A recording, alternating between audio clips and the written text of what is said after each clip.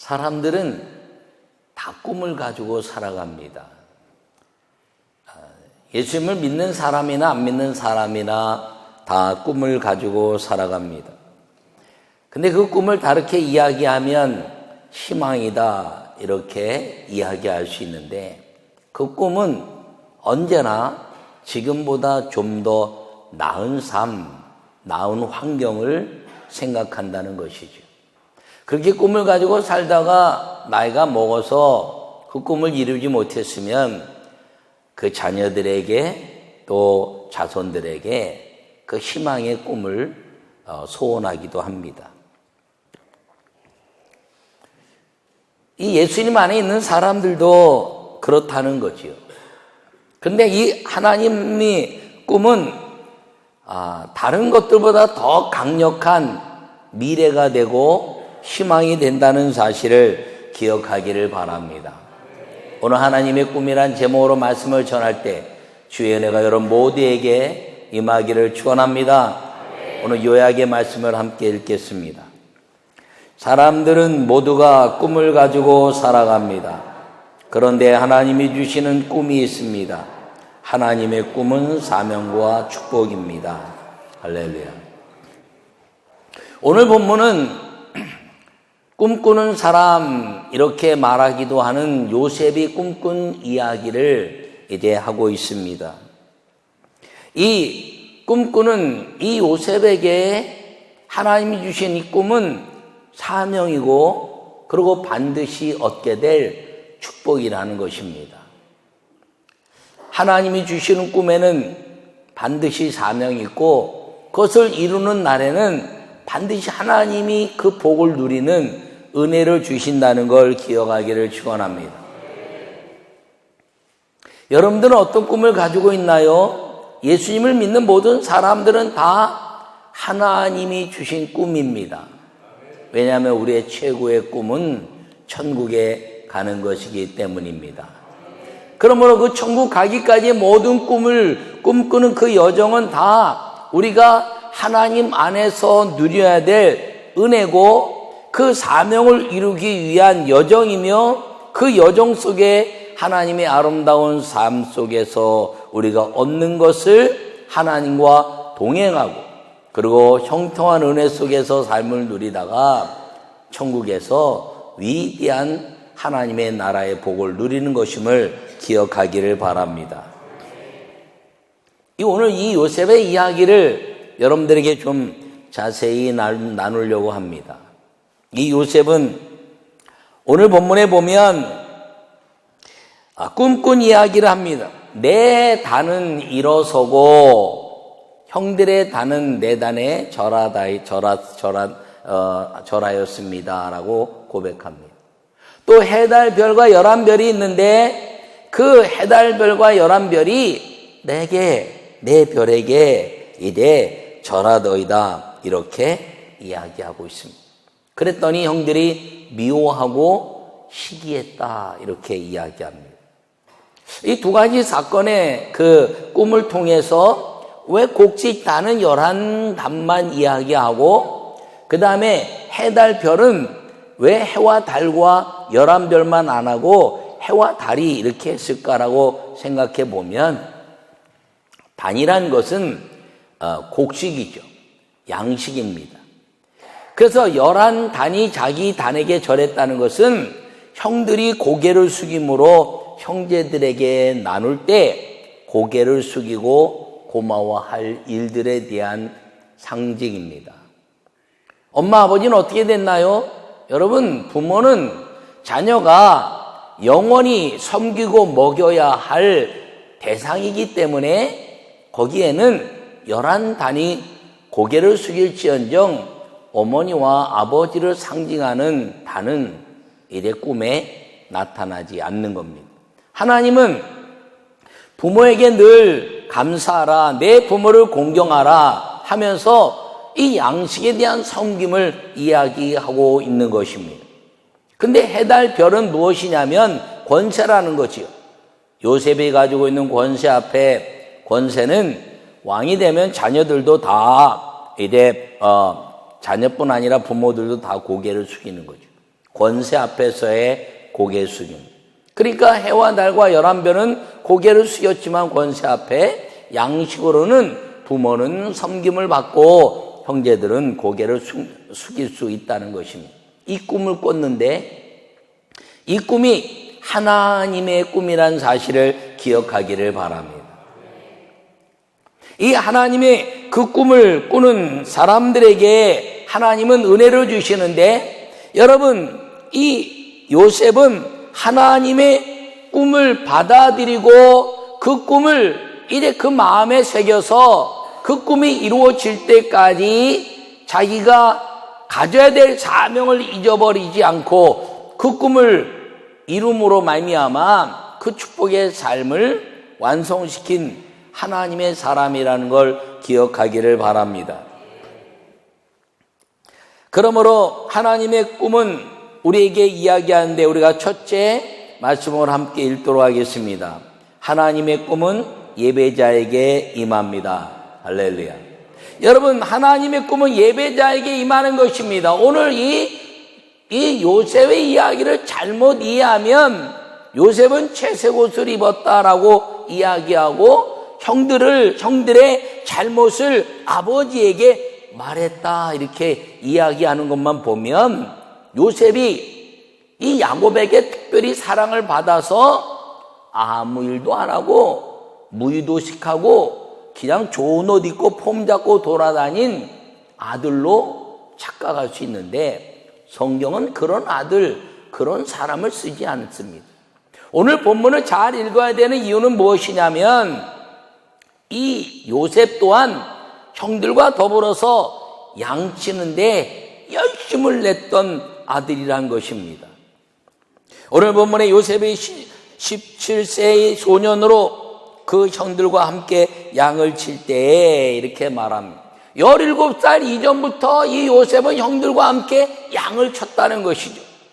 그런데 양을 칠 때 형들이 자기가 더 양을 잘 치는데 꿈을 꿨는데 11남이 자기를 고개 숙인다고 하니까 야야야 도와주면 내가 도와주니 네가 어떻게 나를 도와주겠냐라고 생각하여 그를 우습게 여기고 미워했던 겁니다. 여러분, 요셉은 양 치는데도 열심히 였습니다. 근데 그 형들의 잘못을 이야기했다는 것은 무엇이냐면 성경에 잘못이라 이야기하는 것은 전부 다 예배 실패입니다. 가인과 아벨이 이제 예배를 때 가인이 잘못했다라는 것은 예배 실패를 말합니다. 사무엘상 3장에 보면 엘리의 아들들이 예배에 실패하고 음행을 함으로 말미암아 잘못했다 이렇게 이야기하고 있습니다. 그 잘못했다는 것은 무엇이냐면 예배자의 자세를 잃어버렸다는 겁니다. 오늘 이 요셉이 양을 치다가 예배 때 하나님께 경배할 때 그때를 놓쳤기 때문에 아버지에 가서 아버지 형들이 예배를 안 드려요. 예배를 놓쳤어요 라고 잘못을 말했다는 거죠. 왜요? 야곱이 가르친 건 양치는 것을 가르치지 않았습니다. 그가 양치는 것을 배우고 라반의 집에서 삼촌 라반의 집에서 수많은 양떼들을 거닐었지만 그가 인간적으로 수많은 이제 양떼를 거닌 사람이 되었지만 하나님 앞에서 배역하고 형 에서 앞에서 그 모든 것들을 잃어버릴 수 있었던 경험을 그가 했기 때문입니다. 그런데 이제 양떼도 보내고 종들도 보내고 가족들도 다 보냈는데 혼자 남은 야복강에서 그가 환도뼈가 부러지도록 기도하다가 여호와를 만나고 나서는 잃어버렸던 것들이 다 돌아오는 것을 경험하면서 내가 해서 되는 것이 아니라 여호와께서 나를 도우셔야 되는구나 라고 생각하여 이 12 아들들에게 무엇을 가르쳤을까요? 예배를 가르친 겁니다. 얘야, 기도해야 하나님이 도우신다. 하나님이 돕지 않으면 아무 소용이 없단다. 그리고 야곱이 12 아들에게 그 예배와 기도를 가르쳤는데 이 요셉이 야곱의 말을 가장 잘 따른 아들이 되었다는 것입니다. 우리 한 가정에 한 배에서 났어도 어떤 아이는 막 교회 일에 열심히 있는 것만, 어떤 아이는 뭐 세상 일에 열심히 있는 것과 마찬가지죠. 그 야곱이 이스라엘이 되어서 왜 요셉을 사랑했느냐? 요셉이 예배자가 되었기 때문입니다. 그게 아멘. 여러분, 잘못한 형들, 이 잘못한 형들에게 예배를 이야기한 거예요. 이 요셉에게 있어서 아버지의 그 수많은 여정 속에서 그 아버지가 야복강에서 산도뼈가 부러지도록 기도한 그 기도의 사건의 이야기를 듣고 나도 아버지처럼 예배자가 되어야 되겠다는 결심을 하고 어떤 것보다 예배를 우선시하는 아들이 된 것을 기억하기를 바랍니다. 이 형들은 이 예배에 대해서 관심이 없어서 양친데만 관심이 많은 거예요. 그러니까 요셉이 아버지에게 잘못을 이야기한 겁니다.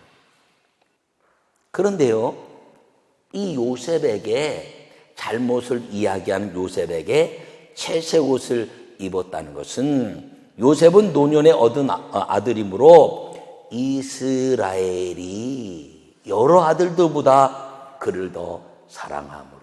왜? 노년에 낳은 아들이기도 하지만 아버지가 말하는 예배자의 삶을 살았다는 거예요. 그러니까 이 짧은 그 본문 속에서 야곱아, 양치는 야곱, 예배하는 이스라엘, 이 표현 속에서 요셉이 양치는 아들이기도 했지만 예배자의 아들로 하나님의 꿈을 받을 수 있는 자격이 있는 아들이 되었다는 사실을 오늘 본문은 우리에게 말씀하고 있는 것입니다. 나는 여러분 모두가 하나님의 예배자가 되어서 여러분 인생의 모든 미래의 꿈들이 하나님의 꿈이 되기를 간절히 축원합니다. 예배자가 되면요, 하나님의 꿈이 막 생겨요. 막 생겨요. 특별히 하나님의 꿈이 생기면 하나님 돈 벌어서 하나님 영광에 살겠습니다. 하나님 내가 주의 종이 되겠습니다. 막 그러거든요. 근데 그 예배 은혜가 딱 끝나버리면 뭐 주의 종이 되겠다 그래도 나이 먹으면서 돈도 벌어야 되는데 목사 되면 돈도 많이 못 벌고 복잡하고 어지러운데 돈이나 벌어야지. 그리고 잊어버리는데 왜 그런가요? 예배자의 그 풍성한 주님의 은혜를 잊어버렸기 때문입니다. 내가 11조 하면서 하나님 앞에 영광 돌리고 물질을 벌면 이제 영광도 알고 물질을 많이 벌면 내가 어떻게 번 건데 이것을 하나님께 드리나. 예배의 풍성한 은혜가 잊어버렸기 때문에 나오는 세상적인 원리라는 겁니다. 여러분, 그런데 예배 풍성한 은혜를 가지고 있으면 날마다 예배하다가 하나님의 부르심 속에서 아멘하고 하나님의 꿈을 이루는 사람이 되는 걸 기억하기를 축원합니다. 사명이 생긴다는 거죠.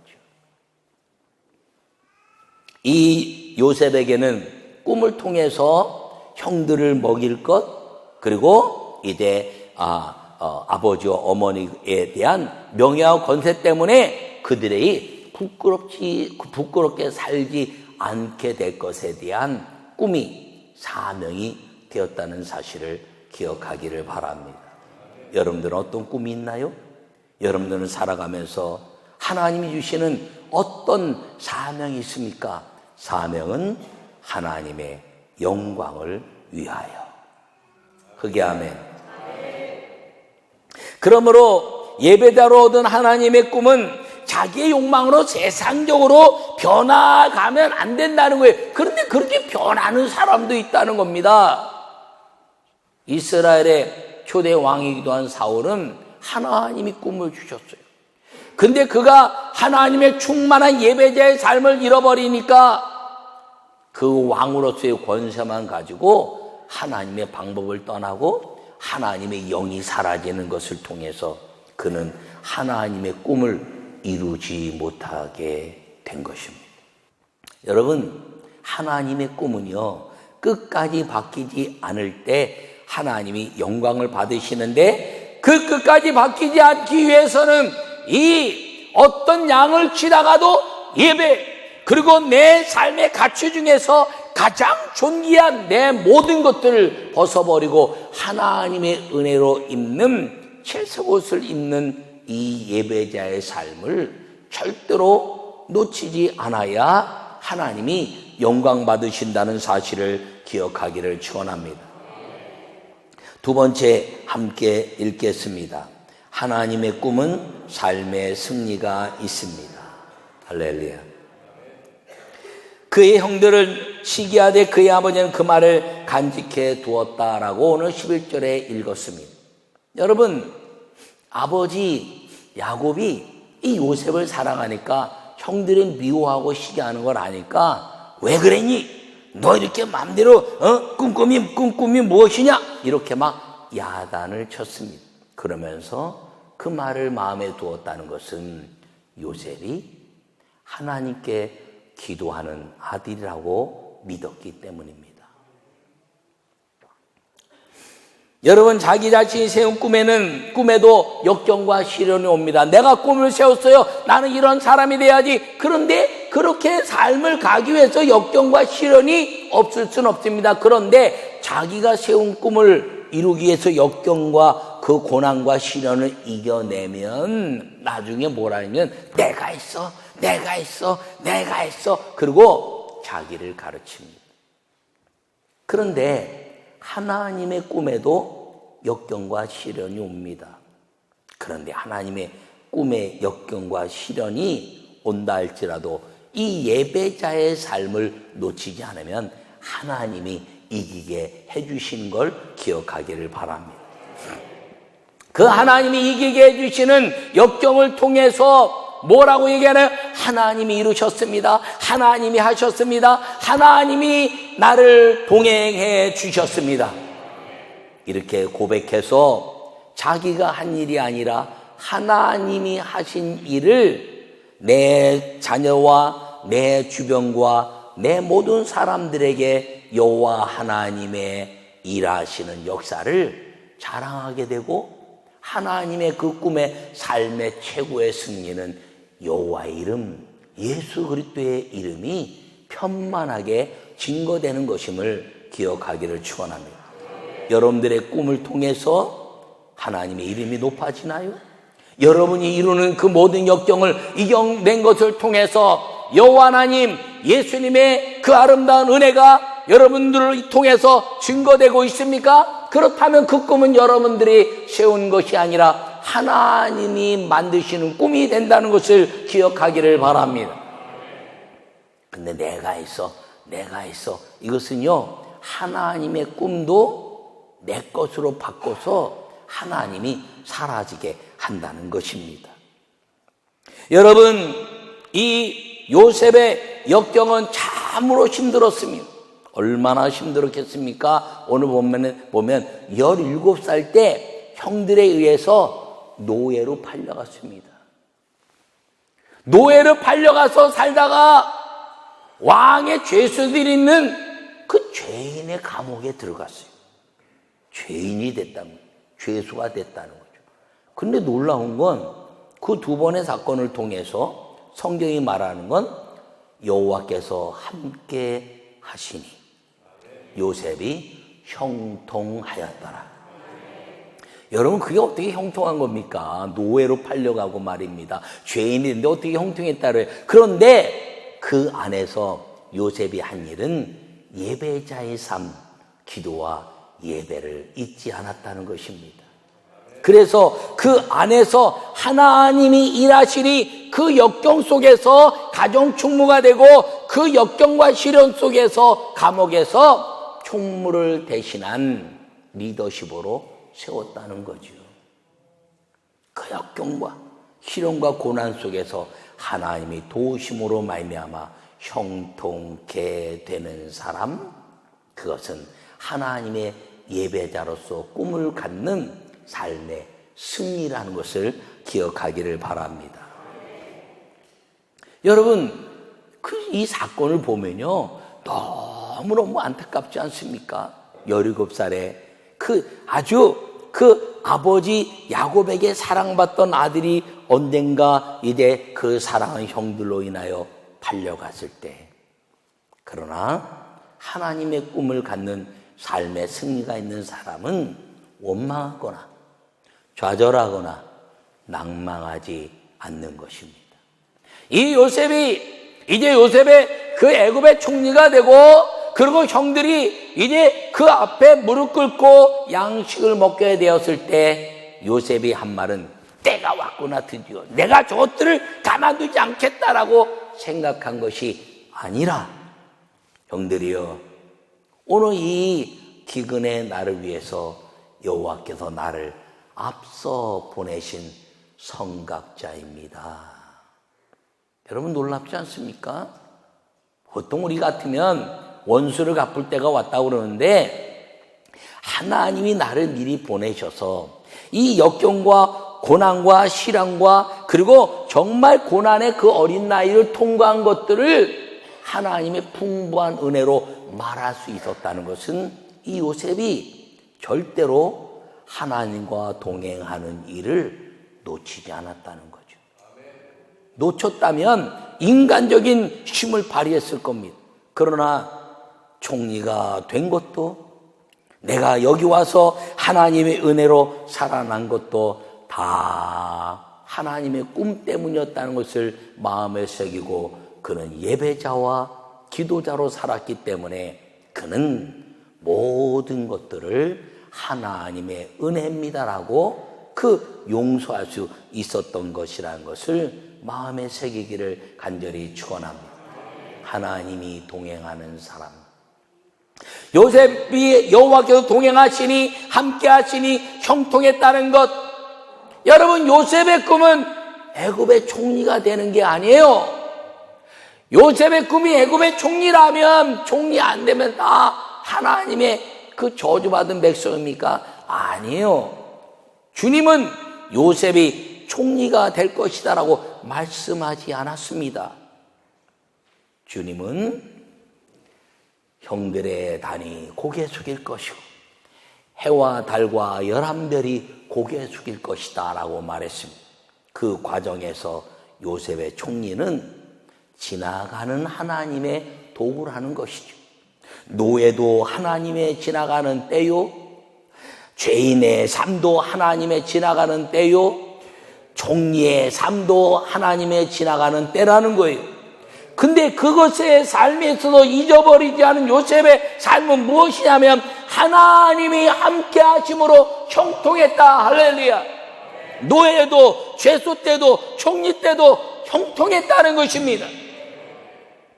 그 형통의 삶을 통해서 그가 이 땅을 지배하게 되었을 때 기근의 삶 속에서 형들과 어머니와 아버지를 권세 앞에 고개 숙이게 하고, 그리고 양식 앞에 사랑을 나누는 것, 그때 여호와께서 나를 미리 보내셔서 오늘 이 일을 준비케 하셨습니다라고 고백하는 요셉의 거룩한 예배자의 삶, 이것이 하나님의 꿈을 이루는 믿음의 삶이라는 것을 기억하기를 간절히 바랍니다.